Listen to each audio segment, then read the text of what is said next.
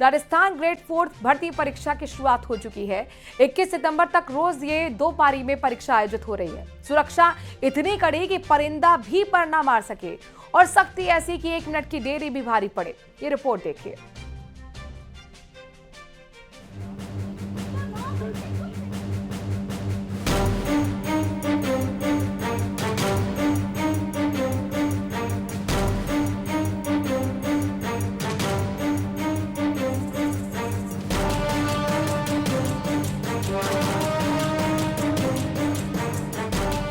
प्रदेश में ग्रेड 4 परीक्षा के पहले दिन सभी जिलों में सुबह से ही हो रही परीक्षा केंद्रों के बाहर अभ्यर्थियों की लंबी कतारें नजर आईं। पूरे प्रदेश में परीक्षा के पहले दिन सख्ती और अनुशासन की तस्वीर साफ दिखाई दी।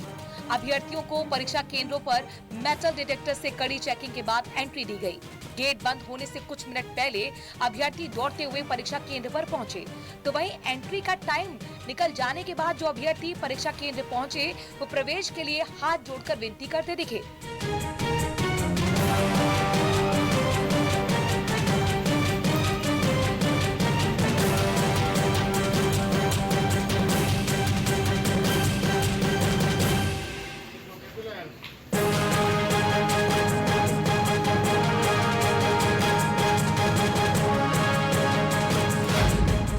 अगर बात करें एग्जाम की तो चतुर्थ श्रेणी की भर्ती में 53,749 पदों पर निकली भर्ती। 24,75,000 अभ्यर्थियों ने किया आवेदन। 75% उम्मीदवार over qualified B Tech, MBA, MCA, MSc छात्र दे रहे परीक्षा। आरएस एग्जाम की तैयारी वाले भी एग्जाम में बैठे। 10वीं पास परीक्षा के लिए न्यूनतम क्वालिफिकेशन। परीक्षा केंद्रों पर 3 layer checking system, AI face detection और बायोमेट्रिक से जांच। उदयपुर में एग्जाम के पहले दिन अब परीक्षार्थी दौड़ते भागते एग्जाम सेंटर्स पर पहुंचे। 1 मिनट देरी से आए अभ्यर्थी को एग्जाम देने से वंचित रहना पड़ा। कुछ ने सुरक्षा कर्मियों से बहस भी की, लेकिन नियम सख्त थे। लेट लतीफी करने वालों को किसी भी हाल में एंट्री नहीं मिली। सबसे दिलचस्प तस्वीर टोंक में देखने को मिली, जहां एक मां अपने 3 महीने के बच्चे को गोद में लेकर परीक्षा केंद्र पहुंची। सुरक्षा कर्मियों की मदद से चेकिंग केबिन में ही बच्चे को दूध भी पिलाया गया। वहीं श्रीगंगानगर से एक दुखद खबर आई। पहली पारी का पेपर देने के बाद आदर्श पार्क में बैठे एक युवक की अचानक तबीयत बिगड़ी और अस्पताल पहुंचने से पहले ही उसकी मौत हो गई। शुरुआती जांच में हार्ट अटैक की आशंका जताई गई है। युवक हनुमानगढ़ के बोलावाली गांव का रहने वाला बताया जा रहा है। बात अगर कोटा की करें तो एग्जाम खत्म होने के बाद परीक्षार्थियों की प्रतिक्रिया भी थी। अभ्यर्थियों ने कट ऑफ भी हाई जाने की उम्मीद जताई। अच्छा पेपर था, इजी पेपर था, जिस हिसाब से तैयारी करी उस हिसाब से लेवल में नहीं था पेपर का। अच्छा पेपर था, तैयारी रीड भी कर रही हूँ पर अच्छा था। और क्या माना? हाँ। जबकि बांसवाड़ा और झालावाड़ से भी ऐसी ही तस्वीरें सामने आई हैं। यहाँ अभ्यर्थियों के दुपट्टे और अतिरिक्त दस्तावेज तक बाहर रखवा दिए गए। टोंक से लेकर जयपुर, जोधपुर और श्रीगंगानगर तक कहीं मां का जज्बा चर्चा में रहा तो कहीं अनुशासन की सख्ती ने अभ्यर्थियों को सबक दिया। 3 दिन तक चलने वाली ये परीक्षा सिर्फ सवालों का ही नहीं बल्कि धैर्य, हिम्मत और नियम पालन का भी बड़ा इम्तिहान है। Bureau report, news 18 Rajasthan.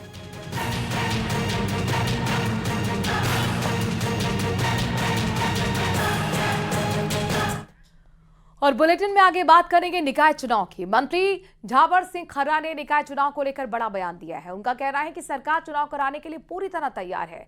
अब गेंद राज्य निर्वाचन आयोग और ओबीसी आयोग के पाले में है। खर्रा ने कहा कि राज्य निर्वाचन आयोग अपना कार्यक्रम जारी करे, हम 10 दिन में लॉटरी करा देंगे। सुनिए।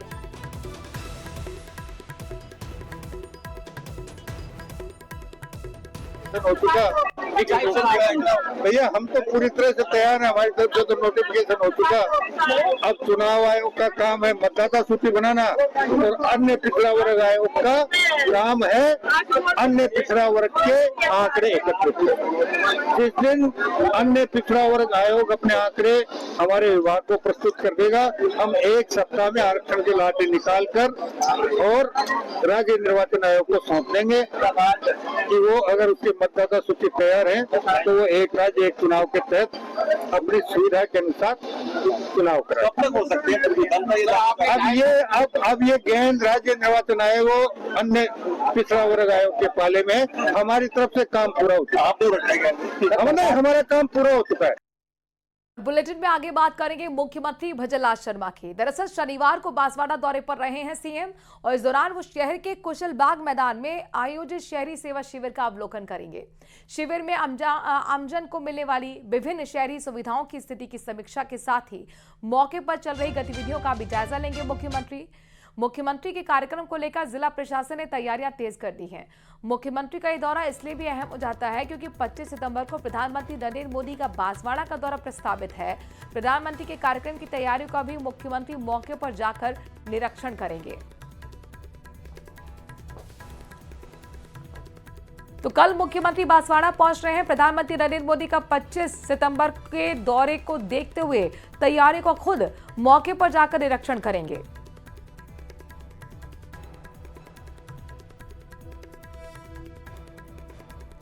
प्रधानमंत्री नरेंद्र मोदी बांसवाड़ा पहुंचकर देश को बड़ी सौगात देने वाले हैं।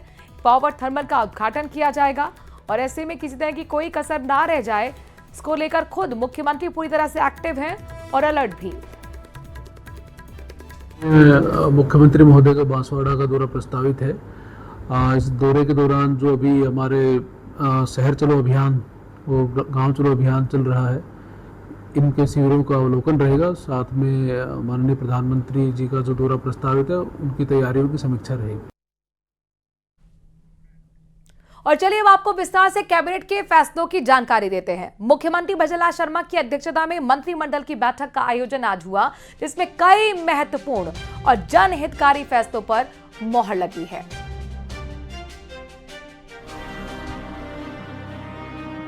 कैबिनेट की बैठक में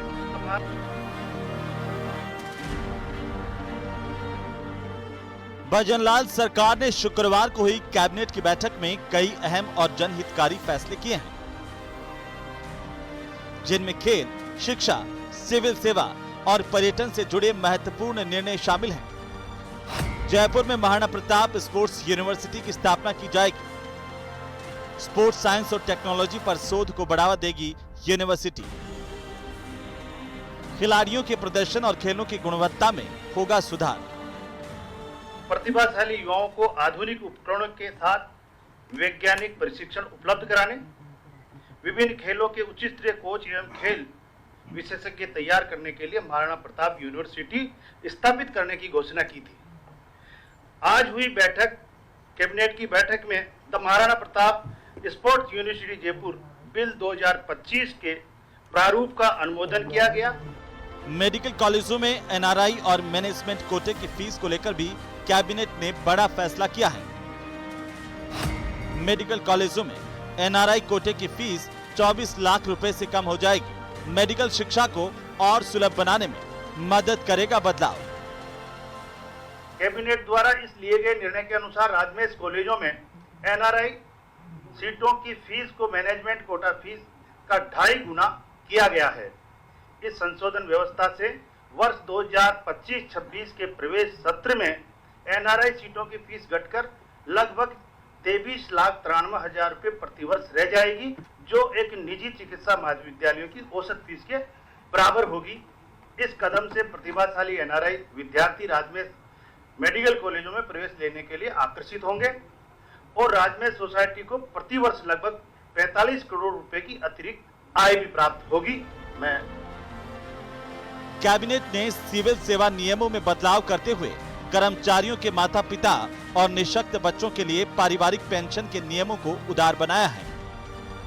पहले कर्मचारी की मृत्यु के बाद उनके माता पिता को 30% पेंशन मिलती थी। अब नियम 62(3) को हटाकर इसे 50% कर दिया गया है। मानसिक रूप से विमंदित या निःशक्त जन बच्चों को शादी के बाद भी पारिवारिक पेंशन मिलेगी। मंत्रिमंडल की बैठक में माननीय मुख्यमंत्री जी के आह्वान पर मंत्रिमंडल ने तय किया है तो जो नियम 62(4) था, जिसके मार्फत 30% था, उसको विलोपित कर दिया है और नियम 62(3) की मार्फत अब किसी कार्मिक को जो पेंशन मिलने वाली समस्त परिलाभ को जोड़ते हुए उसके माता पिता को भी 50% तक पेंशन मिलेगी और ये ऐतिहासिक कदम राजस्थान के इतिहास में होगा। शायद अन्य राज्यों में भी, कम राज्यों में ऐसा होगा, ताकि वो माता पिता वृद्धावस्था के दौरान उस राशि के अपना भरण पोषण, अपना जीविकोपार्जन आराम से कर सके। एक दूसरा नियम और था जिसमें विकलांग जो हमारे भाई बहन होते थे उनको पेंशन में अनेक तरह की कमियां थी और उसको भी आज ठीक किया गया है।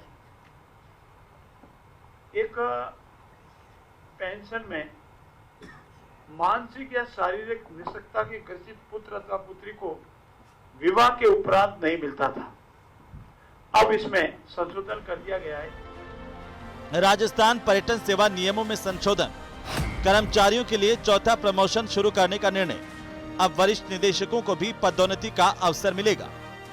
तो हमारा जो वरिष्ठ निदेशक है, सीनियर जो डायरेक्टर है, उसको भी 4th प्रमोशन मिलकर वो वरिष्ठ स्तर तक पहुंच सकेगा। ये इसमें एक संशोधन किया गया है राजस्थान पर्यटन सेवा नियम 1976 में, और आज से ये जब भी हम इसको अनुमोदन हो जाएगा। और साथ ही साथ जो संग्रहालय सेवा नियम 1967, क्योंकि हमारे संग्रहालय को देखने भी बहुत लोग आते हैं और उनमें जो हमारा पे लेवल 18 का जो लेवल था उसमें भी संशोधन कर दिया है और अब नवसृजित पद सम्मिलित किया जा रहा है, जिसमें विभागीय अधिकारियों की तृतीय पदोन्नति के अवसर उपलब्ध होंगे। प्रेस कॉन्फ्रेंस में जोगाराम पटेल ने ऊर्जा क्षेत्र में सरकार के प्रयासों का जिक्र किया। उन्होंने कहा कि राजस्थान को अक्षय ऊर्जा केंद्र बनाने का संकल्प है। दावा किया गया कि पूरे राजस्थान में 1 साल के अंदर किसानों को दिन में बिजली मिलने लगेगी। न्यूज़ 18 राजस्थान के लिए जयपुर से सुधीर शर्मा की रिपोर्ट।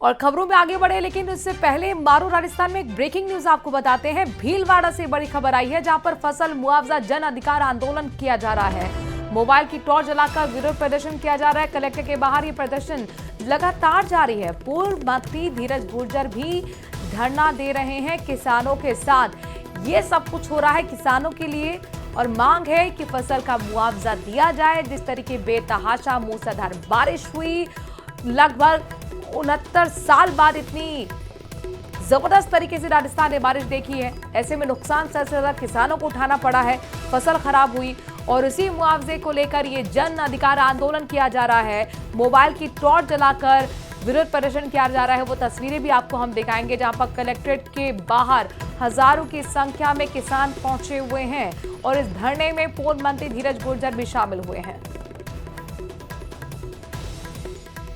तो भीलवाड़ा से खबर है, जहां पर अतिवृष्टि के कारण किसानों की फसल बर्बाद हो गई, लेकिन खराबे का मुआवजा किसानों को नहीं मिला और इसी के विरोध में कांग्रेस के राष्ट्रीय सचिव और पूर्व राज्य मंत्री धीरज गुर्जर द्वारा फसल मुआवजा जन अधिकार आंदोलन किया जा रहा है। इसके तहत भीलवाड़ा शहर के खड़ी छात्रावास में विशाल सम्मेलन आयोजित किया गया। कांग्रेस के आला नेता, पदाधिकारी शामिल हुए और ये किसान आप देखिए किस तरीके से अपनी खराब फसलों को प्रदर्शित भी इस दौरान करते हुए नजर आए हैं।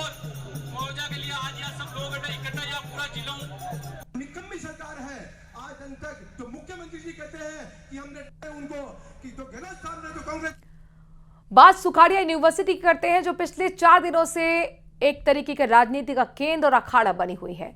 उदयपुर के सुखाड़िया यूनिवर्सिटी में पिछले 5 दिन से लगातार पढ़ाई ठप है। कुलपति सुनीता मिश्रा के औरंगजेब की महिमा मंडन के बाद शुरू हुआ विवाद कम होने का नाम नहीं ले रहा। एबीवीपी और एनएसयूआई के छात्र धरने पर बैठे हुए हैं और सुनीता मिश्रा की बर्खास्तगी की मांग पर अड़ गए हैं। औरंगजेब का महिमा मंडन कबूल नहीं, सुनीता मिश्रा के बयान पर बढ़ा बवाल। एमएलएसयू में कब थमेगा घमासान, आक्रांताओं का महिमा मंडन देश स्वीकार नहीं करेगा। और जब बात मुगल इतिहास के सबसे क्रूर शासक औरंगजेब की हो तो आक्रोश और बढ़ जाता है।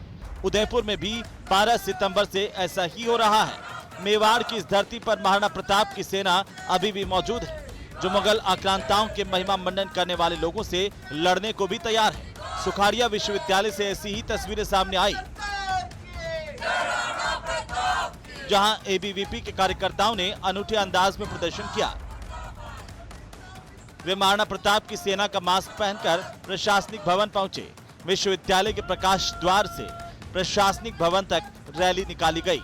सुनीता मिश्रा के खिलाफ नारेबाजी कर विरोध प्रदर्शन किया गया। चेतावनी देते हुए कहा कि सुनीता मिश्रा के निष्कासन से कम उन्हें कुछ भी स्वीकार नहीं है।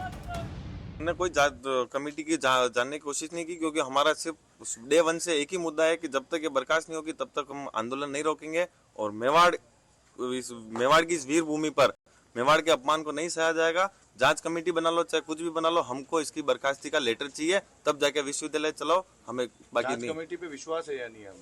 जांच कमेटी पे पूरा विश्वास है, लोकतांत्रिक अधिकार है, विश्वास होना भी चाहिए, पर जब तक बर्खास्ती नहीं होगी तब तक हम यहाँ नहीं रुकेंगे। इधर सुनीता मिश्रा के खिलाफ कार्रवाई की मांग को लेकर एनएसयूआई के कार्यकर्ता भी भूख हड़ताल पर हैं। उनमें से कुछ की तबीयत खराब होने लगी है।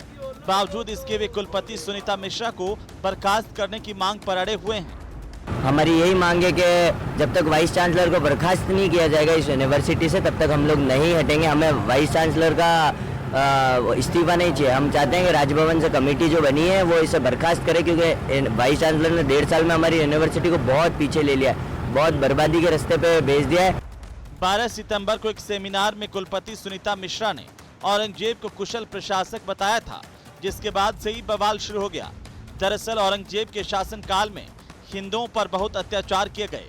मंदिरों को तोड़कर मस्जिदें बनवाने, गैर मुस्लिमों पर जजिया कर दोबारा लगाने, अपने पिता शाहजहां को कैद करने और औरंगजेब के हाथ भाइयों दारा शिकोह, शाह शुजा और मुराद बख्श के खून से सने हैं। ऐसे में उस औरंगजेब की अगर सुनीता मिश्रा गुणगान करती है तो बवाल होना स्वाभाविक है। उदयपुर से न्यूज़ 18 राजस्थान के लिए कपिल श्रीमाली की रिपोर्ट। राज्य के मुख्य निर्वाचन आयुक्त राजेश्वर सिंह ने आज पदभार ग्रहण कर लिया है। इस दौरान उन्होंने मीडिया से बातचीत में राजेश्वर सिंह ने कहा कि नगर निकाय पंचायती चुनाव सही तरीके से संपन्न हो, वैधानिक प्रावधानों के तहत चुनाव संपन्न हो, चुनाव निष्पक्ष तरीके से हो और पारदर्शी तरीके से चुनाव हो, जिसमें ऐसी प्रक्रिया अपनाई जाए जिसमें किसी को प्रश्न उठाने का मौका ना मिले। उन्होंने कहा कि जिला निर्वाचन अधिकारी हमारी अपेक्षा के अनुरूप काम करें। 1 स्टेट 1 इलेक्शन को लेकर राजेश्वर सिंह ने कहा है कि राज्य सरकार का फैसला है, हमारा काम चुनाव करवाना है। कोशिश करेंगे कि जो राज्य की पंचायती राज संस्थाएं हैं और जो नगरीय निकाय हैं उनके चुनाव जो है वो निष्पक्ष तरीके से, तटस्थ तरीके से, त्रुटिहीन तरीके से और पारदर्शी तरीके से जो है वो संपन्न हो और ऐसी प्रक्रिया अपनाई जाए कि किसी को जो है कोई दिक्कत नहीं हो, किसी को उंगली उठाने का मौका नहीं मिले, नॉन कंट्रोवर्शियल हो। और सबसे बड़ी बात है कि जो आयोग की तटस्थता और निष्पक्षता है उस पर सबसे ज़्यादा बल रहेगा और हम उम्मीद करेंगे कि हमारे जो जिला निर्वाचन अधिकारी हैं उनके अधीनस्थ जो अधिकारी कर्मचारी गण हैं वो हमारी इस अपेक्षा और मंशा के अनुरूप ही फील्ड में जो है अपने कर्तव्य का निर्वहन करेंगे। अगली खबर दौसा से आपको बताते हैं, जहां पर लालसोट क्षेत्र के गांव में दुकान पर सामान लेने आए 2 युवकों ने मौजूद एक लड़की से छेड़छाड़ की और मारपीट की घटना को अंजाम दिया। इतना ही नहीं, आरोपी ने लड़की और उसकी मां को सरी और लाठियों से पीटा, उन्हें बेहोश कर दिया। ये पूरी घटना वहां पर सीसीटीवी में कैद हुई है। इस संबंध में लालसोट थाने में नामजद मुकदमा दर्ज करवा दिया गया है।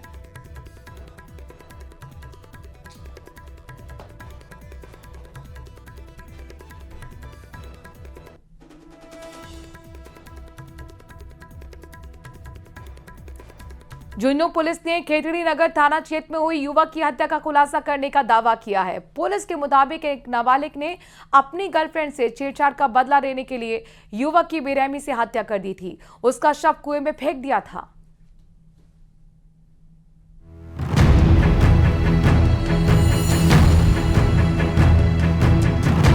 कुएं में मिली लाश से इलाके में मची सनसनी। ढाणी बाढान के बाशिंदों ने जताई हैरानी। किस जुर्म में गई नौजवान की जान, 48 घंटे में हुआ खुलासा, समाज हैरान।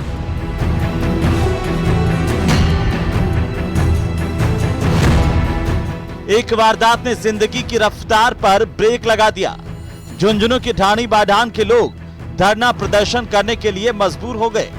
मामले की संवेदनशीलता को देखते हुए पुलिस प्रशासन के आला अधिकारी लोगों को समझाने पहुंचे, लेकिन लोगों को कोरा आश्वासन नहीं, ठोस रिजल्ट चाहिए था।